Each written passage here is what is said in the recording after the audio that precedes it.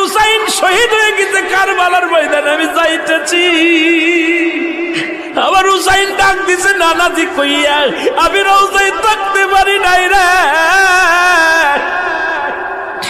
আমি হুসাইনের দেখার জন্য নবীজি রওজা থেকে উঠা গেছি।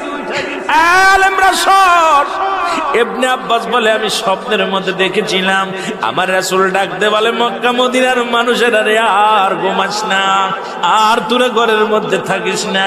আমি নবী রওজায় ঘুমাইতে পারি নাই, কান্না সহ্য করতে পারি নাই। ওদিন আমিও ফাতেমার নদীও না আমি সহ্য করতে পারি। আমার হুসাইন যখন ডাক দিয়েছিল না নাজিয়া মুহাম্মাদ মুহাম্মাদান করে যেদিন ডাক দিয়েছিল রে, সেদিন আমি নবী রওজা থেকে পাগলের মতো উঠে কারবালা পর্যন্ত চলে গিয়েছিলাম।